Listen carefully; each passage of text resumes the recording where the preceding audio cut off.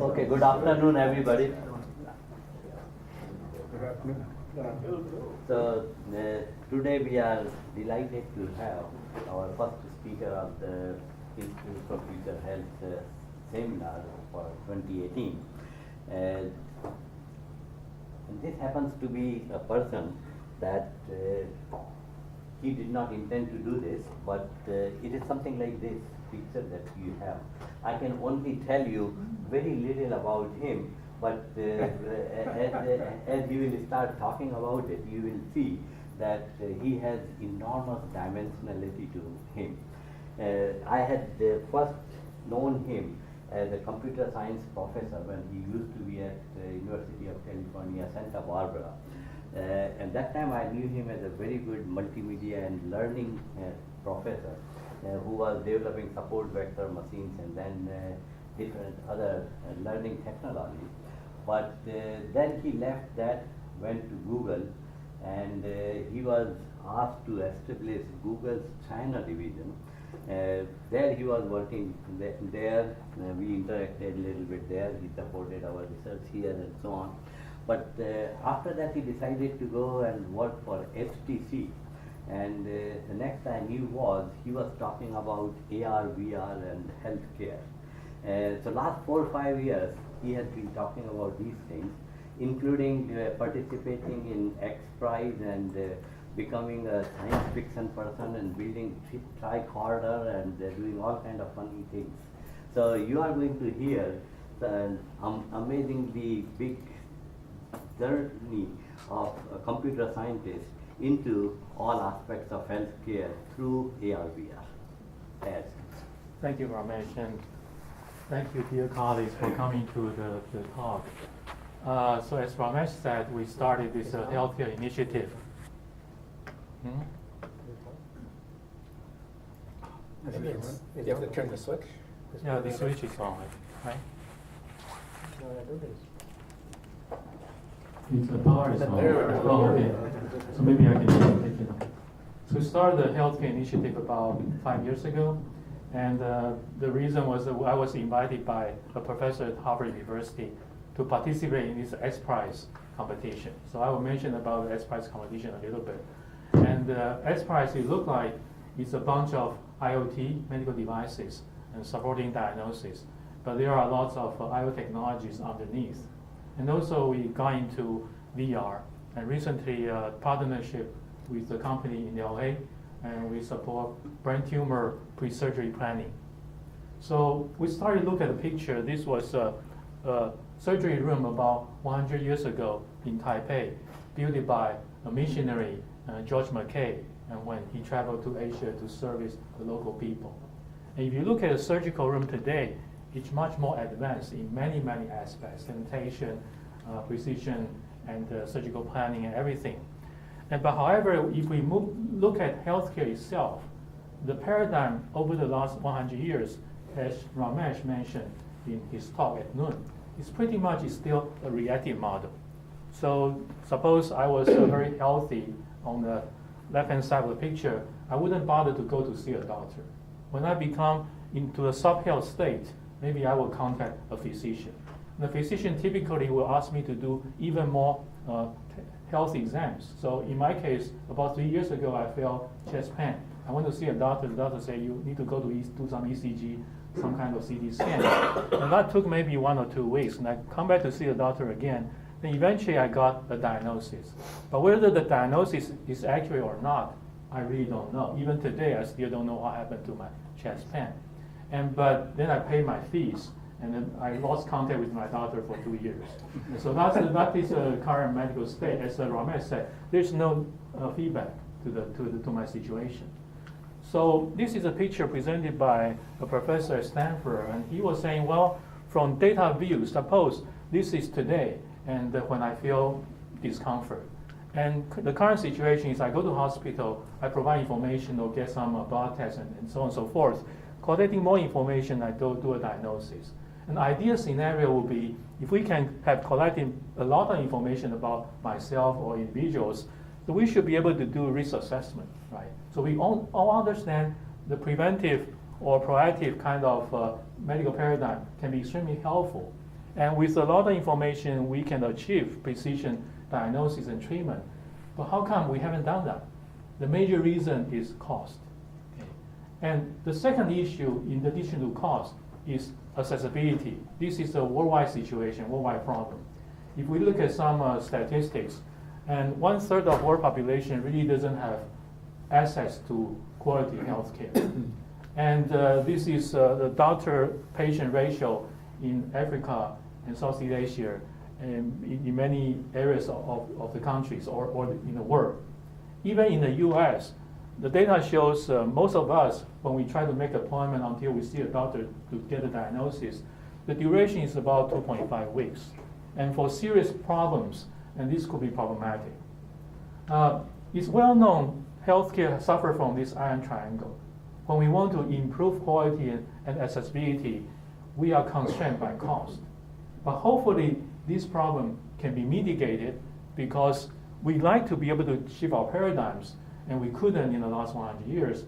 But in the last 10 years, because of technology breakthrough, because of disruptive technologies, hopefully this is a good time to really start to shift paradigms. And there are two interesting paradigms maybe we could start to shift. So let's look at disruptive technologies. In the last 10 years, we had wireless IoTs getting smaller and smaller. And we also have cloud computing getting really mature. And these two technologies can change our centralized healthcare system to be distributed system. So I had a chance to talk to the president of Kaiser about a year ago. And he said if he restarted Kaiser today, probably the model will be slightly different. Rather than building so many big hospitals, maybe he could start a distributed system. So the second thing, of course, is second technology is artificial intelligence.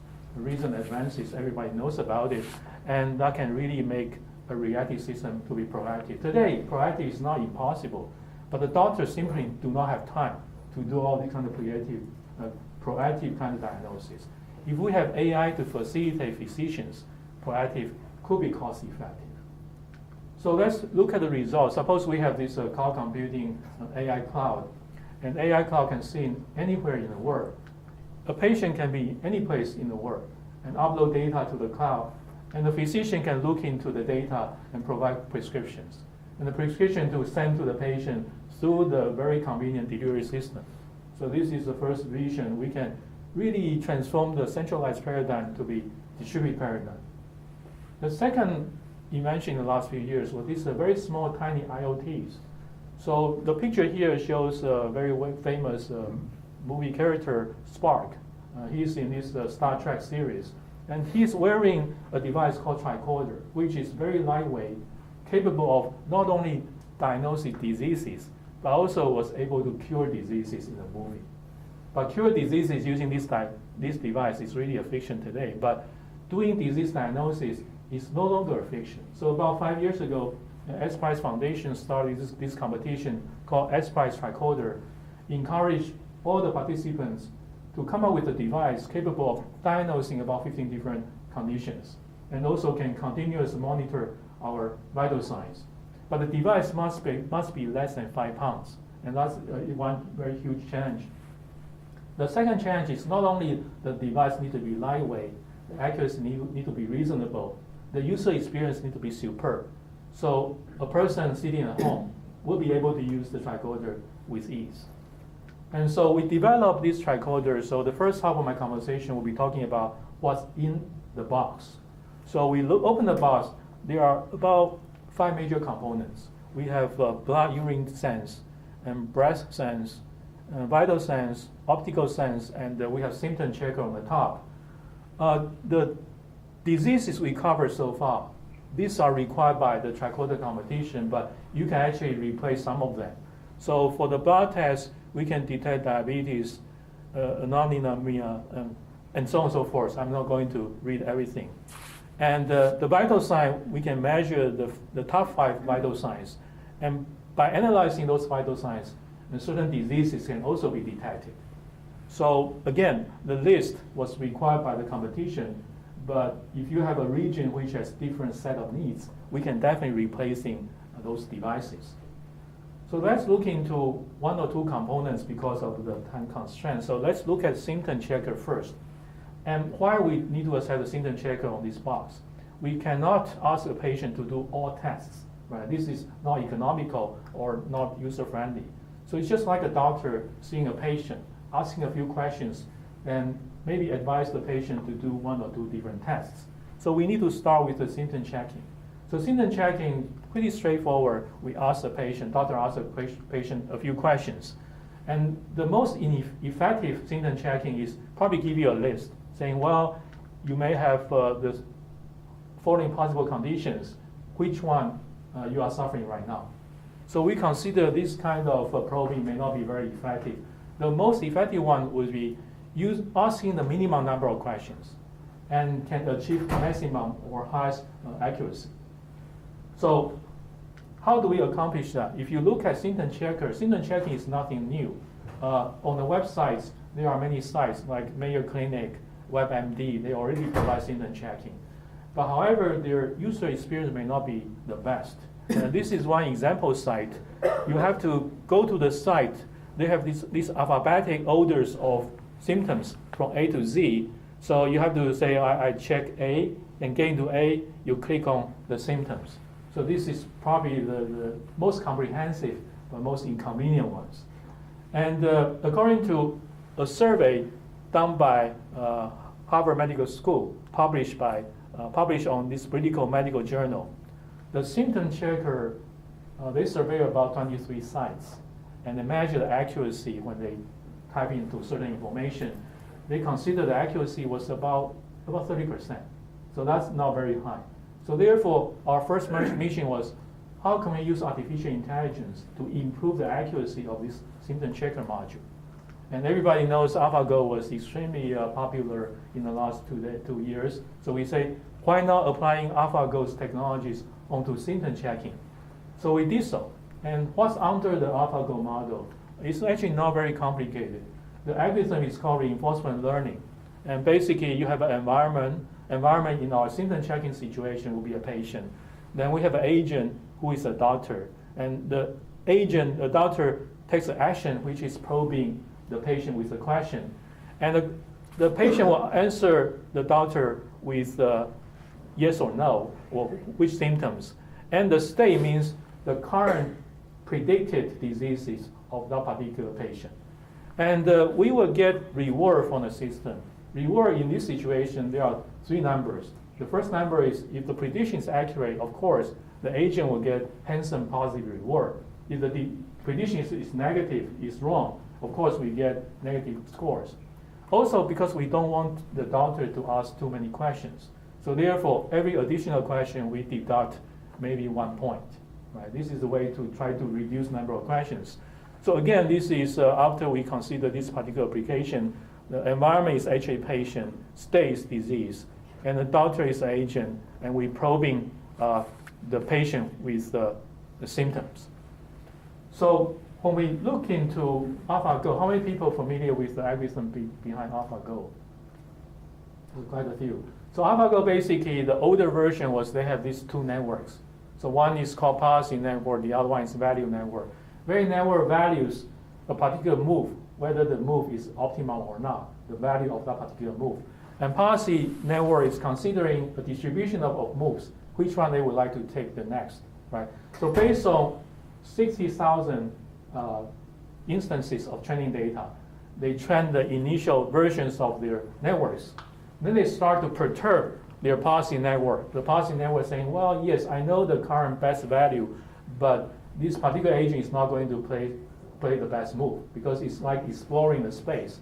So the agent is trying different combinations, different ways to playing kind of unknown moves.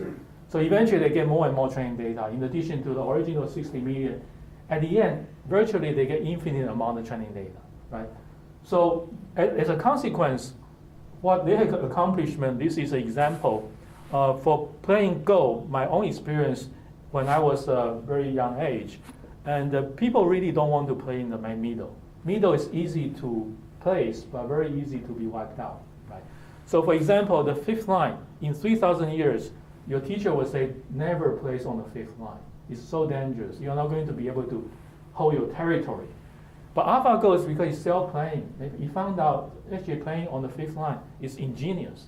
And in fact, because they play on the fifth line, they won the second game when they play with the Korean chess player.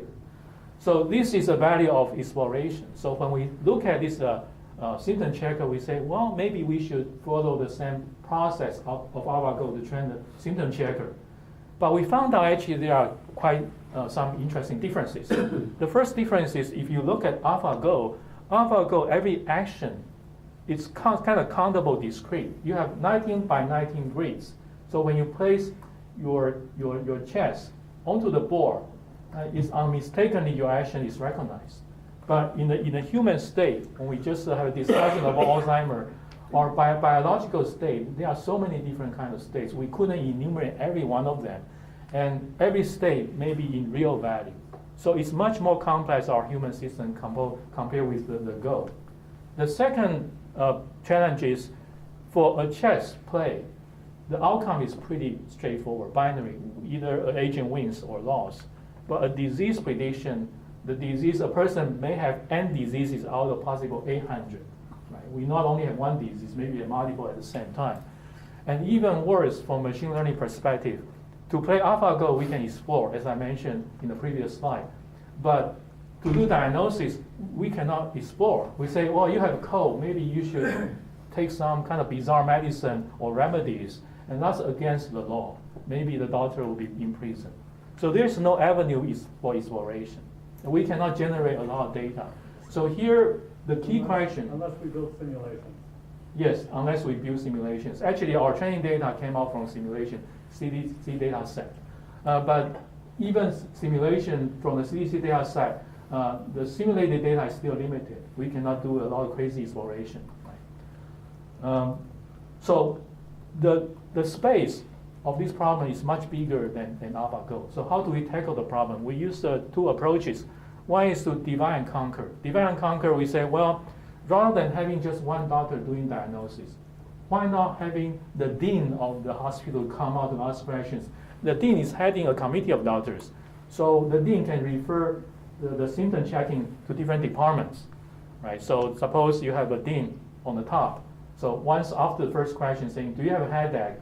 And the patient say yes, the dean may refer the problem to a few departments, like say internal medicine or in another department. Then those two physicians generate the next question. And the patient answer the second question, the dean will refer to other set of departments. So this is really like dividing the body into multiple parts. And in a sense, every part, for example, every body part may not have all the symptoms. So for every part, you look at every part, the problem space is reduced. So this aggregation divide and conquer method tend to be very effective. And the second remedy we have done is to consider context. And this is really reasonable because if you consider who, demographics, and genome information, the medical history, and let's look at gender, right? The female and male, they have different set of diseases. So definitely would be productive. For when also very productive. In this season in California, maybe higher probability or chance to get flu or cold. In the summer, with maybe lower probability. So after considering context and also doing divide and conquer, we improve our accuracy in 2015 compared with the Harvard survey of about 35% accuracy. To right now, we are boosting our accuracy to 76%. And let me qualify what this 76% means. This accuracy means if we guess 5 diseases out of 800, and the actual disease is one of them, we consider to be accurate. This is the same measure as ImageNet competition, right?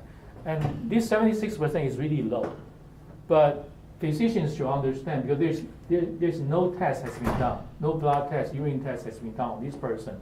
So boosting the accuracy to be higher may not be very realistic. So here there are 2 things we can consider. One we have already launched is rather than doing diagnosis right there, this could be very liable right away, right? So we just suggest people to do making appointment. We say maybe you should make appointment in these 3 departments. And by getting feedback from the user, and hopefully we can further improving the accuracy. That's number 1 direction. The second direction is, well, we may want to suggest additional medical tests to be performed, right? So once we reach 76%, before reply to the user, we may have top few candidates we understand, the machine understand by performing what medical tests, we can disambiguate those different diseases. Right? Like kidney stone or urinary tract infection, to disambiguate those two, maybe you should do blood tests, urine tests, or doing ultrasound scan. So those are the future directions we will get into. Instead of right away doing a diagnosis, we should probably suggesting further medical tests. Once the medical tests return, then we do a final diagnosis and facilitate the doctors. And this work, I think we're very happy, be cited by this Berkeley paper. So this group of Berkeley AI researchers, they have worked on using reinforcement learning to train robots. And our paper was cited by their recent work. And also, as I just mentioned, we recently launched this AI chatbot in local hospitals, and to allow patients to make appointment in the hospitals. A lot of patients, they don't know which department they need to make appointment with. So by doing this kind of chatting with our robot, basically first of all, they find anatomy of a body. They press in which part they are not feeling well. So the chatbot will start asking questions like, do you have headache or fever and so on and so forth. If the person say fever, we say high or low. At the end, we suggest this candidate to go to internal medicine or dermatologist based on the interactive system. So this is the first part, symptom checking. Once symptom checking is done, so we come back to this tricorder. So if a person is saying, well, maybe I have fever and my ear is kind of painful, so we suggest the patient to probably do an optical test. So our optical department, currently we have 3 devices. One you can put into your throat to take a picture. This is detecting tonsillitis. And a flatter kind of device, you just take a photo on your skin, right? This is pretty much, in general, we can do skin disease detection. I'm going to talk about this authentication media, inserting a kind of very sharp lens into the ear. After taking a photo, then the photo will be sent to the cloud. Then we do classification whether the person suffers from authentication media or not. And the problem initially seems to be simple, right? We're just collecting a lot of data from hospitals. On the left-hand side, those 2 pictures showing the person is normal. On the right-hand side, we have some authentication media kind of samples. And we collected hundreds and later about thousands of authentication media images. And because deep learning is very popular, so about 3 years ago, we said, well, why don't we allow deep learning to classify these 2 kind of positive and negative situations? The accuracy is not very high. The accuracy was 75%. According to our local doctors, they say even good doctors, the accuracy is about maybe 85%, but 75% is really low. The reason the accuracy cannot be extremely high is authentication media may appear to be very, very different in features. So sometimes a doctor may have a hard time to identify. So our next move is very logical. We say, well, maybe we should ask an expert to teach us how to extract features. Because as a scientist, computer scientist or statistician, we really don't have domain expertise. So we asked local hospital doctors to say, what should we look into? So the doctor instruct us to do segmentation, looking for redness and so on and so forth. So eventually, after these hand engineering features, we were able to improve our accuracy to be 80%, still quite low. But at that point, the doctors stopped working with us for certain reasons. So we were pretty desperate, say, well, what should we do next? So one engineer came up with a crazy idea in the beginning, irrational idea actually in the beginning. He said, well, there are lots of images out there, internet images. Why don't we crawl those internet images to do training? And I say, well, internet images, they don't have labels typically. And number 2, they are not medical related. But they did the work anyway, so this is the process they have done.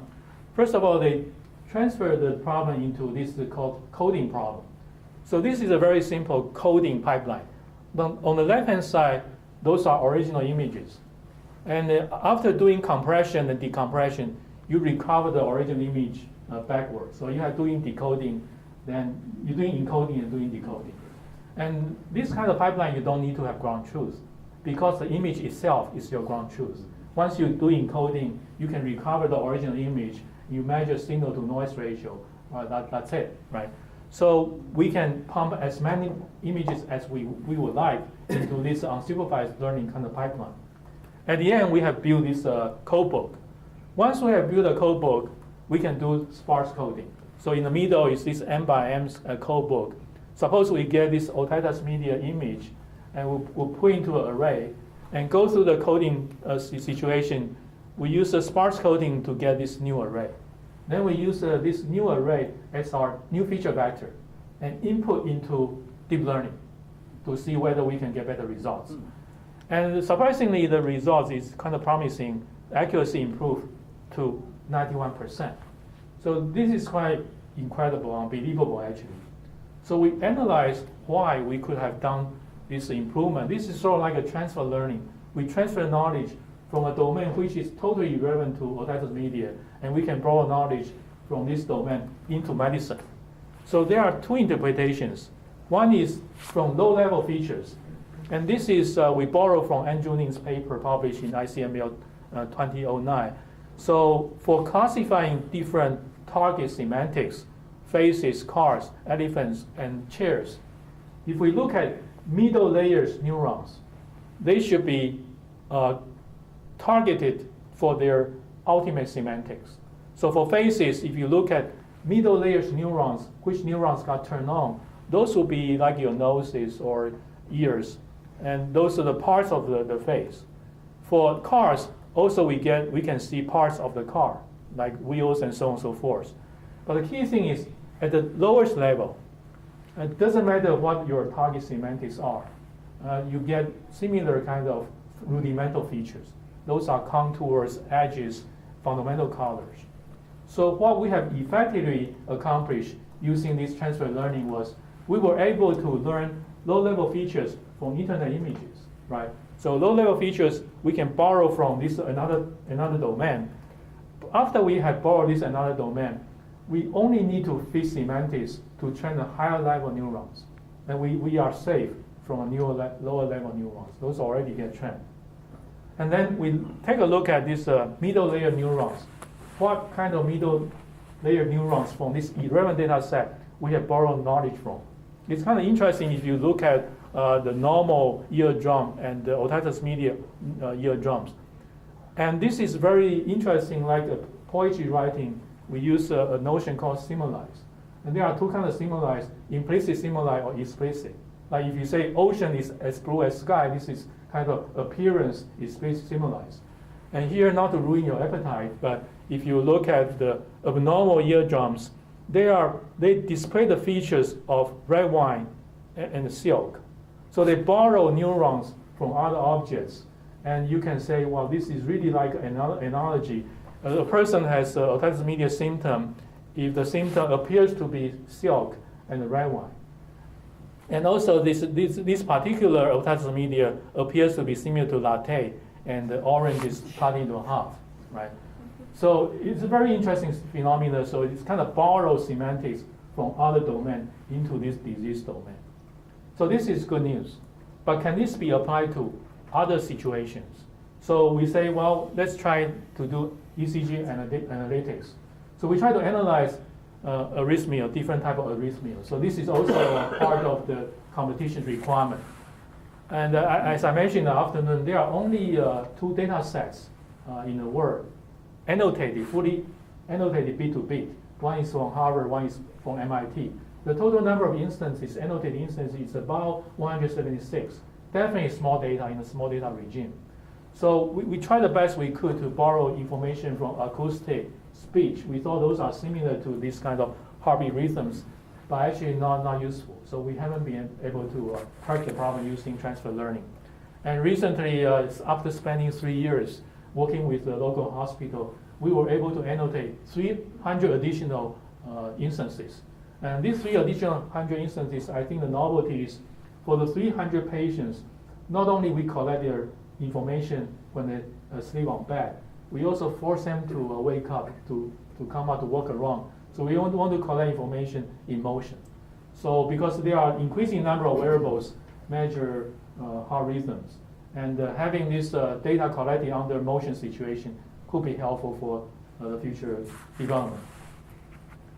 So with the cloud computing, with IoT devices, we consider maybe we can shift the paradigm from proactive to reactive, from reactive to proactive. So with the cloud here, with a Tricorder device sitting at home, a patient like me at home can collect information and send to the cloud. And when the cloud start to say, well, using AI technology, say maybe Edward has some conditions, and I can receive a message from the cloud. And maybe my physician, if he or she is willing, and they can also receive information and they invite me to the hospital. Rather than I go to the hospital, before I really get into sickness, I can be invited to the hospital to do some further checkups. And the information again go to the cloud, and final diagnosis can be performed. So I think this is definitely the model of the future. And the current constraint may be cost. And with the low-cost devices, with cloud computing and AI, and hopefully this paradigm shift can be accomplished. So let me talk a little bit about my own experience with deep learning in the last few years. Because a lot of local doctors in Taipei, when they listen to deep learning AI, they jump to our company, they say, wow, you probably can do everything, right? So the first problem is it's actually not really, because in the medical domain, we suffer from small data problem. We actually don't have big data. This is fortunate and unfortunate. Fortunate means not so many people get sick, right? So if we look at the recent renaissance of AI. The two major reasons, one is because of scale of data. The second reason is the scale of computation. But scale of data and scale of computation was actually not new.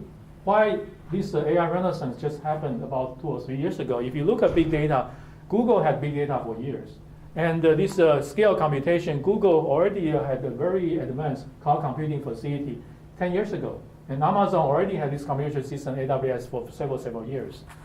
So the reason was people just don't care in the beginning. So let me go through some history in the Google situation. So about 2006, when we start this data-driven deep learning kind of approach, we say, well, deep learning doesn't work really well. There was a good reason I will show in a couple of slides. Maybe we should use more training data. But at the time, Google is not very favor any algorithm which is going beyond big O(n). The reason is probably very logical, because there are two major applications of Google or Facebook. One is to do search, the other one is to do ads matching. For those two applications, first of all, they like their application to be timely. So when you have new websites, they need a new website to be updated quickly. They don't want the processing to be hours or weeks. Right. The secondly, for web search and ads matching or recommendation, there's no ground truth. So when you type in the search terms, you get results.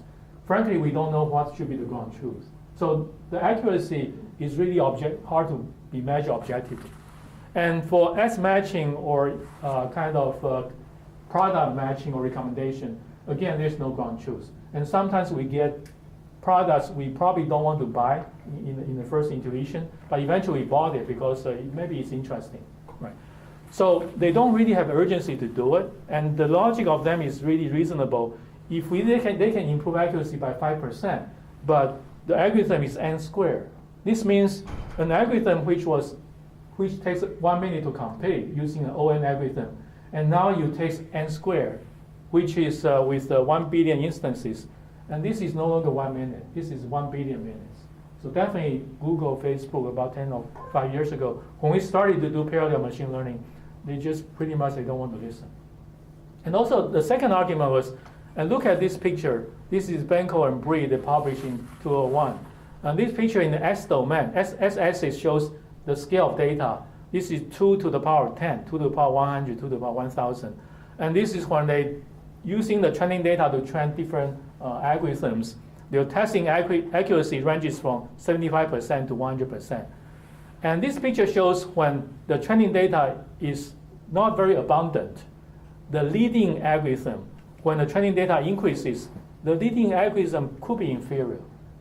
And so when the training data become very, very large, there are two observations. All algorithms pretty much perform about the same. The accuracy difference may be only 5%. So why do you care? You probably prefer to use a cheaper algorithm, right?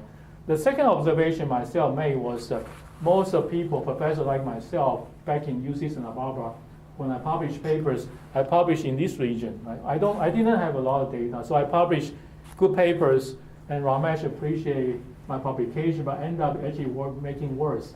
It actually perform worse when data is more. So academia has suffering this kind of small data phenomena and publishing a lot of useless papers. And only when the data is abundant, you can tell whether the algorithm is really useful or not. But this problem actually get changed. The paradigm get changed when AlexNet came out about 3 years ago. So AlexNet showed the world once ImageNet was available. I happen to be involved in ImageNet because when I was in Google, we sponsored Fei Li, $260,000 US to annotate about 1.5 million, 15 million images. Mm-hmm. So why this work is important, which is also relevant to medicine, is if you look at this, they call AlexNet, which accomplished dramatic improvement of image object detection accuracy. And how many parameters are there in this particular pipeline? So if you look at the pipeline, there are different layers. There are convolution layers. They have also just matrix multiplication, fully connected layers. So total number of parameters is over 300,000. But before year 2014 or year 2012, there are just no public data available out there having more than even 10,000 or 20,000 images. So the image means it's a combination of features. So here we are talking about number of variables, number of unknown variable in this algorithm is 300,000. But you don't have sufficient equations to solve the variables. So neural network was there for 20 years, but suffering from lacking training data, so never took off. And surprisingly, nobody did anything until about 4 or 5 years ago. But once Fei Li's data publicized and the neural network becomes so powerful, then people came back to say, oh, now even 1 billion times more expensive, we are willing to invest because the accuracy is so much better. So how they solve the problem? So these are the algorithms we developed back in Google, paired algorithms. But at the end, they say, okay, since right now it's really effective using this algorithm in a big data scenario, so we are willing to spend more money. But spend more money means we have n-square algorithm 1 billion times. This is still very expensive. The first approach is do approximation. Let's have this NP kind of algorithm. P is the square root of n. So suppose I have these 1 billion instances. This means I need to have, if I have 32K threads, I can parallel my computation. My computational time will be similar to a linear algorithm. And this is precisely the reason why NVIDIA took off. Right? Using multiple number of GPUs, you can have this number of cores in your computational platform. And using big data and brute force to actually tackle the problem. And this is precisely the reason why AI took off in the last few years. If you look at algorithms themselves, not many changes. They are pretty much similar to the algorithms about 10 or 20 years ago. So sadly, coming back to medicine, and no fundamental algorithms have been developed in the last few years. So only because of big data phenomena, and then we used a lot of computational power, so we accomplished the current situation. And when we come back to medicine, when the dimension of data is very large, the training instance is very small, there are basically only about 3 approaches. One is dimension reduction, but this is traditionally problematic. Very few people has found dimension reduction to be consistently useful. And the second method was I just demonstrated, maybe transfer learning could be useful, but also this is kind of domain specific. In the otitis media, I consider because the appearance to be diversified, which turned out to be quite useful. In other situations like common skin diseases, the accuracy boost was much more limited because the appearance was not so diverse. The accuracy boost when we use transfer learning was only about 2.5%. And there are various GA models, generative adversary network models, but these models are challenged by Princeton Professor Arora. His point was when you try to simulate data out of kind of sort of like a synthesizer, and you hope those synthesized data can be assimilated to real. So your two distribution must be somehow equivalent. Otherwise, it's like two people playing rock and the scissors. So if you have a person, adult, playing rock and scissors with the children, probably you can guess the pattern of the child. And the adult will dominate this kind of competition. So he considered the current model may not be very stable. And also, without getting into detail, let me take a look at some examples. So GNN is very useful for this kind of digit recognition. Suppose I have very limited number of training instances. Let's use GNN to generate more data. Now these data are very straightforward, black and white. So those are the new 1 or new 4. So even you generate this data, it appears to be unlikely to be written by human figure, but it's probably acceptable. So another domain they use GNN is in this furniture situation. So some paper shows using different GNNs in this original GNN model, the newly generated data is really gobbled, useless. And some advanced model, although they can generate rooms with furniture, but whether they are really realistic, we don't know. So come back to the medical domain. So this is a problem we are trying to solve. Stroke has two different types. One is a bleeding stroke, one is a blockage stroke. And we collected limited number of instances. We are thinking about using GNN to create even more synthesized data. But the data we have created, they are not real brain images. Their bleeding situation, their bleeding appearance appear to be outside of blood vessels, which is impossible to happen in a real situation. So at this point, we consider GNN may not be entirely mature to handle small data problem because it doesn't consider the semantic information or domain situation for particular application. So next two topics I will be briefly talk about. One is precision medicine, the other one is precision surgery. And precision medicine, without getting really into much details, this is a site called Cure Together.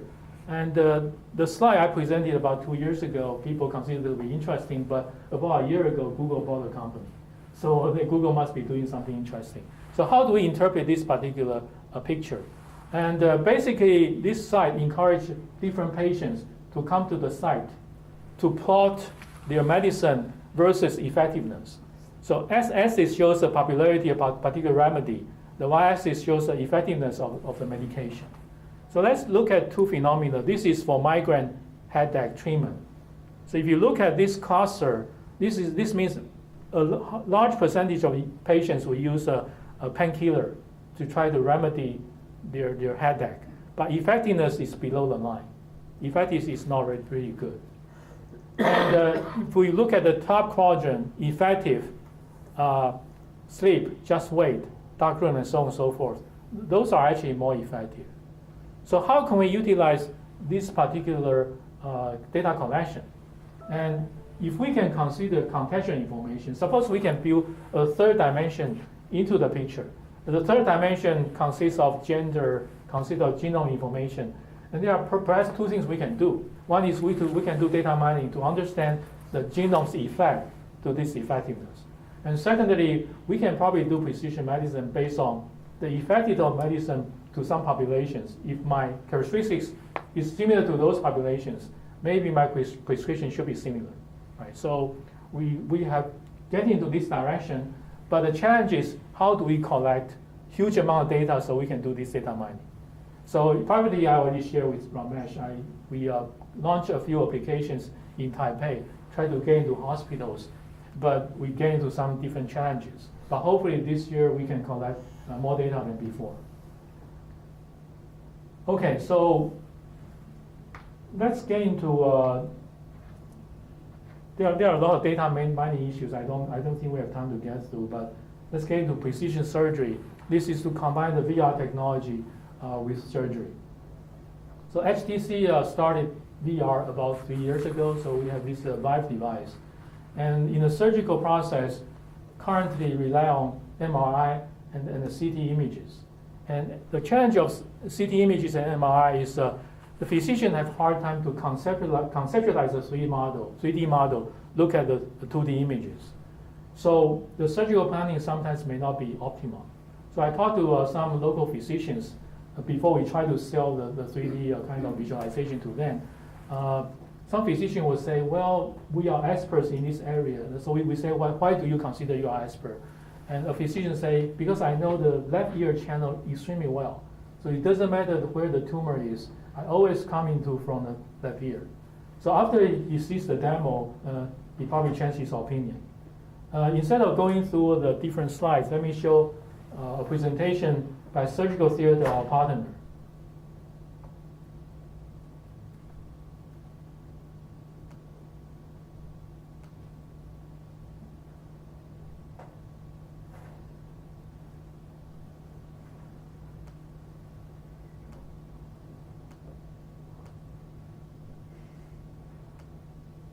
Inside a patient's head before they actually have to operate. It's called surgical theater. To prepare pilots, flight simulators were developed so they could practice before a critical mission. Now, this 100-year-old technology has inspired an entirely new idea that could save lives. It's just amazing to see every little opening in the skull where a nerve goes through. At the University of California, Los Angeles, neurosurgeons are slipping on virtual reality headsets to go inside their patients' brains. Dr. Neil Martin is the chairman of UCLA's Department of Neurosurgery. We had two goals during a complex operation. Take care of the abnormality, remove a tumor, save all the normal structures, the nerves, the blood vessels, the brain tissue itself. He's developing this virtual technology with Retired Israeli soldiers, Modi Avasar and Alan Jerry. They actually designed the flight simulator for the F-16. I mean, I thought, oh, wow, that is like the most technically complex thing you could do.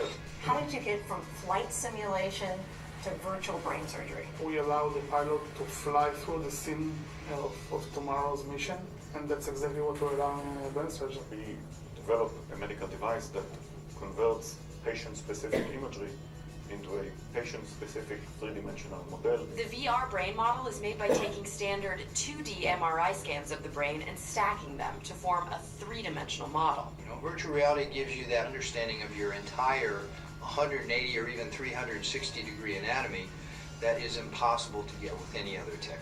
In 10 minutes, 15 minutes, I can see the critical issues that I've got in mind that have to be dealt with. And historically, this took 10 or 20 years of experience to turn two-dimensional black and white x-rays into a three-dimensional mental image. And you fly around inside the brain, moving past brain tissue, nerves, and blood vessels by simply moving your head. So are you creating this 3D model for every time we get a new scan? We'll be doing images in the future to make sure that we see no sign of any tumor growing back.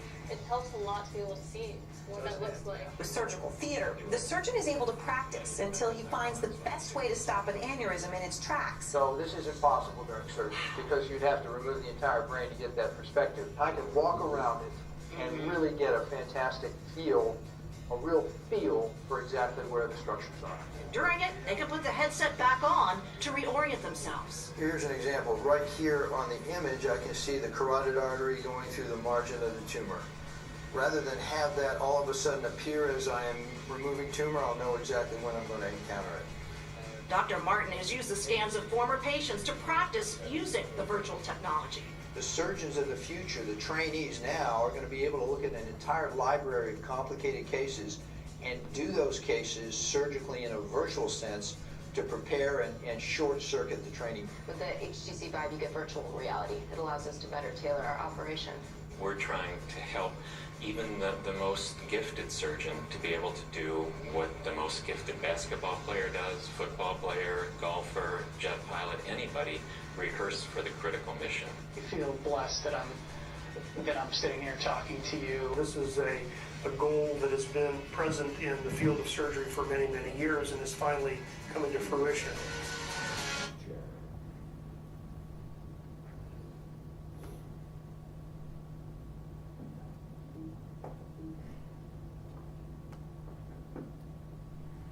Okay, so working with the company, we have two relationships with the company. One is we are the largest investor to the company. So the second relationship, we get the distribution right in Asia.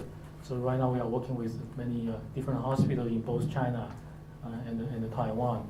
And there are at least three developments we are ongoing right now. One is in addition to Bren, and like this technology is logically to be expanded to cover spine surgery and heart surgery. And the second dimension is to try to also injecting AI into the technology. There are the number of patients suffering from brain tumor, in particular in China, the number is huge. So in Beijing alone, the number of patients every year is more than 10,000, but they only have 6 surgeons. So they consider if your surgical planning can be done more effectively using AI technology, which can utilize the existing patient records and medical histories to come up with a template. A surgeon may just spending 30 minutes to come up with a surgical plan instead of 6 hours.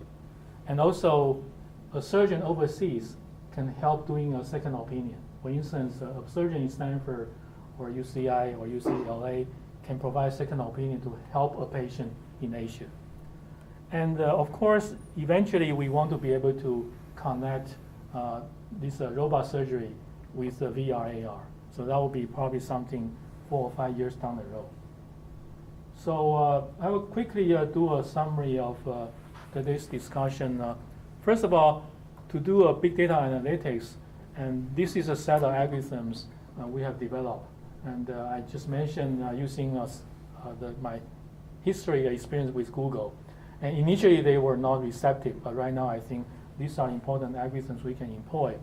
And we also showed a Tricorder, and fortunately we won the second prize at the competition. So April last year we received this big check. And by working with the neurosurgeons, and we were able to connect to different hospitals in a meaningful way.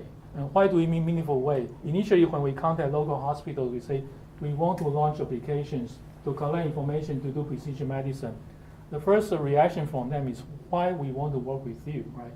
Number 2 was, well, there are privacy concerns and so on and so forth.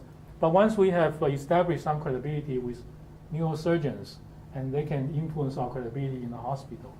So last year, Dr. Martin and several doctors from the US also went to Taipei. So we had this innovation summit back in Taipei. So right now we are working with almost about 20 different hospitals over there.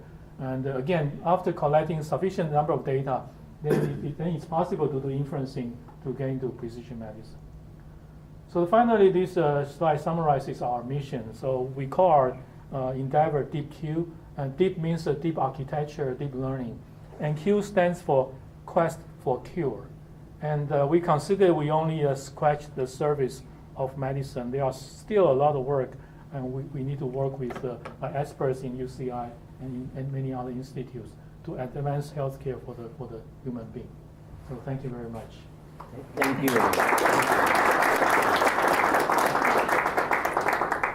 Thanks a lot for an excellent overview of all the things that you are doing, and wonderful contribution. Any questions?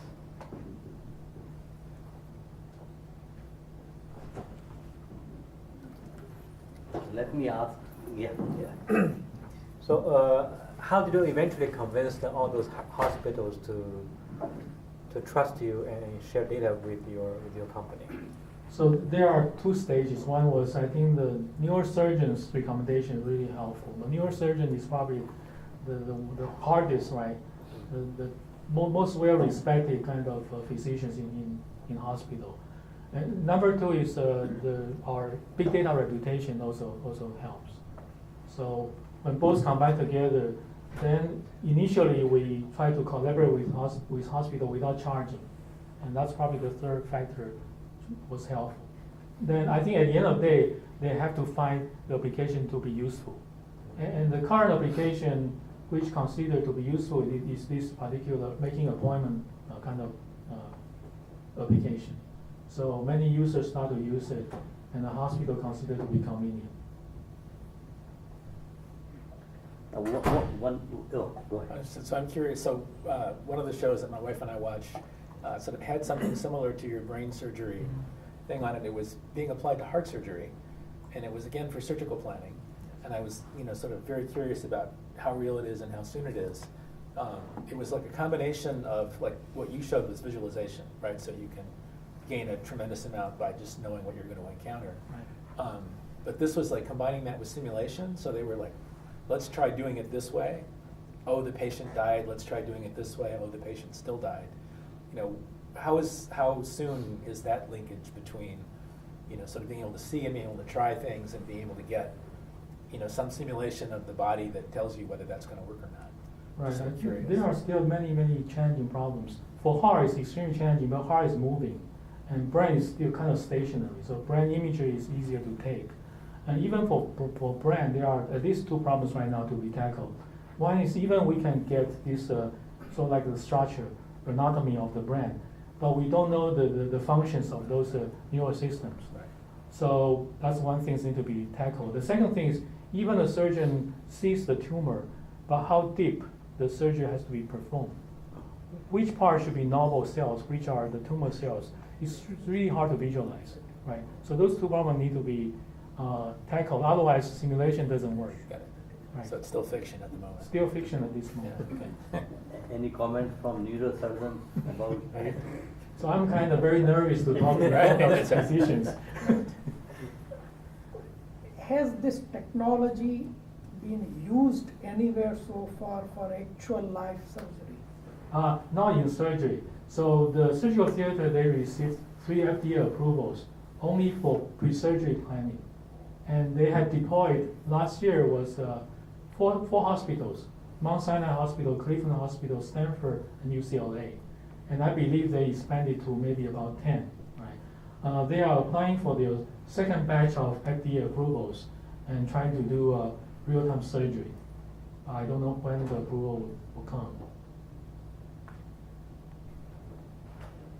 One of the common questions, common situation that we face from computer science side is that because of the popularity of machine learning, people have suddenly started thinking that you can start applying machine learning to lots of diagnostic data. What is your experience? Because you have seen both sides. Right, so we have seen 2 things. One is, of course, very evident. Most of scenarios, we don't have big data in medicine. So it's really impossible to take advantage of deep learning. So even with the 20,000 otitis media images, the accuracy was not very promising, right? And the second thing is, yes, maybe we can ask physicians to help us to annotate more images or more data, but annotation takes a lot of time. So the second example I gave was to work with local hospital to annotate ECG data. But it took us 3 years to annotate only 300 additional patients. It's really not because of doctors are lazy. Doctors spend a lot of time. Even with the employment of 3 additional nurses, and the productivity is just not there. So I really consider in the next few years, big data probably still won't happen in the medical field. I have a question on these things. One of the biggest complaints that we find in the medical system in US is that most of the treatment are treating the symptom, not the patient. And what I read and I heard all of these things is still it is diagnosing the symptom and coming up, but nothing to do with how to treat the patient. Right. So the treating, we didn't spend a lot of time because we are spending a lot of effort in that area. Something was pretty considered to be confidential was treating is pretty much you have to do an accurate diagnosis first, right? And then you do precision medicine. Precision medicine, of course, precision surgery is really one thing very good. Now, precision medicine is you need to personalize medicine to provide accurate and proper treatment to a person. And so there are 2 levels of learning. One is, suppose we can collect a lot of data, like the plot I made, 2-dimensional. And so then you can do collaborative filtering. So if certain medicine are useful for people similar to me, so maybe I can utilize those kind of medication. That's number 1. So number 2 will be follow-up. Because once I get this initial dose of medicine, and you should be able to personalize and monitor my situation. And I consider reinforcement learning could be useful in that situation. Let's say I get 20 milligrams of a particular medicine prescription, and I feed back to the system saying, well, it's not very useful. So the system AI should recommend the doctor and myself saying, maybe this is the wrong medicine, or maybe the dosage should increase, and then right away they should follow up to see whether it's effective or not. And we are doing IRB in that dimension right now. So those are the 2 things we are working on precision medicine. I didn't get into details. But the follow-up question to that could also be that is that because diagnostics is easier than identifying how did the person get to that particular state in his health, because you are looking at a particular snapshot in the life of a person, and you are performing all the measurements, and then you are just trying to perform diagnostics on those things, Right. rather than looking at the history of the person to try to see how did the person get to this. Right, I think Ramesh, you are right on. So another example is chronic kidney disease. This is very popular in Asia, right? So when a person feels symptoms, already pretty much is already in the third stage. And third stage means this cannot be reversible. And fourth stage and fifth stage, eventually people die, right?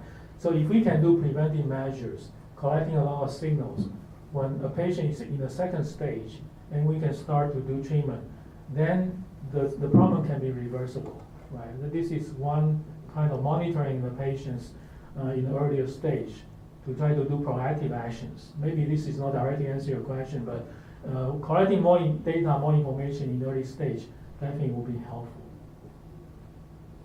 Yeah, DeepQ. Yeah, thank you for the excellent talk. I have a question is, in US, our medical practice has a family doctors. And in Chinese medicine, you have a doctor, and the way they try to examine the patient is not based on the symptom, it's really activity, right? So they look at the patient and not asking questions about the symptom, is see their activities and their behavior, and basically is within a few minutes, they can reach a certain level of conclusion, but that's a different from the way you try to use a ding as a way to petition divine conquer. So that's a holistic way of doing. How would that be integrated into this learning, deep learning? Right. I think this is another fascinating question. My personal experience was I suffered from kind of heart condition about 3-4 years ago, and I went to different hospitals, was totally useless. Eventually, I went to see a Chinese doctor, and this Chinese doctor was well trained in England, Western medicine trained 20 years. Then she gave up. She considered medications to be toxical. So she started to use food and water to do treatment. So I had 3 problems get resolved by this doctor. One is my gout. I used to have gout twice a year, and she completely eliminated the problem for 3 years. The second situation was my heart problem. We can sometimes to your heart problem. And she said, no, it's actually your lung problem. Because you are kind of working this way, and the air into the lung is insufficient, therefore causes your heart problem. But her approach was doing massage and touching all my physical bodies and to analyze the situations of my physical organs. And just 2 days ago, I felt my ulcer. So I text messaged her. She said, well, very interesting. She said, your stomach has 5 layers. And she considered my first layer to be deteriorated. So therefore, in the next few days, she suggested drinking warm water, don't eat spicy food, but don't take medicine yet. So this is probably a different kind of dimensions we can consider in the future. But right now, the mainstream medicine is still Western medicine. So you are trying to say that you want to go out of business? In fact, one of the very good example that you gave was related to the migraine. And there, what you demonstrated was very interesting to me, because what you said was that by taking these medications, people were thinking that they are getting cured, and that's why they were taking more and more of that medication. Right. But they were not going towards lifestyle. Right. What was really required was to change their lifestyle, and that's where they could have taken care of their migraine. Exactly. So we look at this picture. I think many interesting questions arise from this picture. Some people ask why people taking different kind of medicine, right? This avoid pregnancy medicine also were used for cure migraine headache. So I think I will disagree with that. The number 20%, the bottom item, that helps all the time.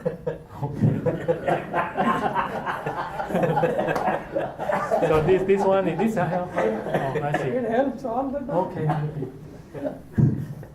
I think it's interesting, especially your question about the information that's gathered by traditional medicine practitioners, whether it's in China or elsewhere. When you talk to a person, you talk to them about their activity level, what they're doing in their life. Those are exactly the things that I think sensor technology can help us with.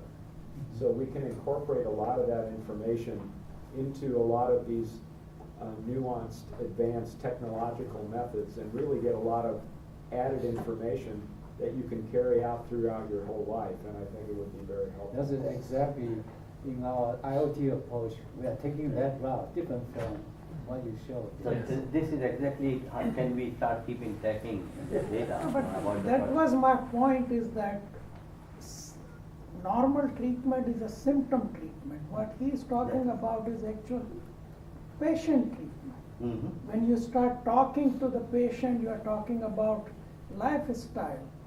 You are basically psychologically reaching to the patient and getting confidence of the patient and giving the patient a confidence. That is a feature of good Western medicine as well, I must say. I mean, this is not Chinese medicine. This is what a good doctor does. Common sense, thinks about the patient, takes the psychological history and everything. This is, your Chinese doctor is a good doctor. It's not that she's a Chinese doctor. Okay. No, but yes. to follow up on that point, I think for many years in medical education, a lot of these things, activity, diet, were mentioned, but they were not stressed. I think we're in a position where I think that's a very important thing that needs to be stressed, and I think medical education, Western medicine or whatever you want to call it, is going to be stressing a lot more of these things going forward. And value-based healthcare, the whole value-based financial, so healthcare finance is changing, and it's moving to a value-based model, okay, where there's a numerator and a denominator, where there's cost and quality, right? Yes. And in that kind of a model, investing in asking you, questions about how you're doing is going to show long-term benefits. Whereas a symptom-based approach where you do it in 5 minutes is not going to have long-term value. Yes. And so it's going to be incentivized financially, which is the only way our system will do anything, right? You had a question? Yeah. I think it leads on to this. I was not going to say this earlier, but what everyone has said just now adds to the fact that I think we should be heading, like everyone said, with holistic, whatever is necessary, plus prevention. In other words, these data should lead us on to suggesting or finding out how we can prevent these symptoms from ever happening. In your situation, for example, the whole body was examined and you were given according to you, the right therapy. So I think the prevention may be the answer, and this has been done in 7th century, where the physicians were awarded if they prevented a certain group of patients from getting any disease. Yes. Maybe can your data get us that towards that? I think you're in that direction. Right. Most of people consider prevention to be valuable, right? Just right now, the amount of data may be insufficient to do prevention kind of analysis. And number 2 is cost effectiveness. So if the rewarding system is accurate, insurance companies willing to pay for prevention, I think there will be a paradigm shift, easier paradigm shift, right? And then another, as I mentioned, so right now one project we were working on with the hospital was, can we predict the chronic kidney disease? Right, that's a prevention. So if we can detect in the 1st or 2nd stage, the person wouldn't get into 3rd stage and it's reversible. So we have collected 50,000 patient data to try to analyze patterns. But unfortunately, those data are pretty after the 3rd stage, rather than before the 3rd stage. Any case, thank you for Thank you. wonderful discussion and thanks for all of you.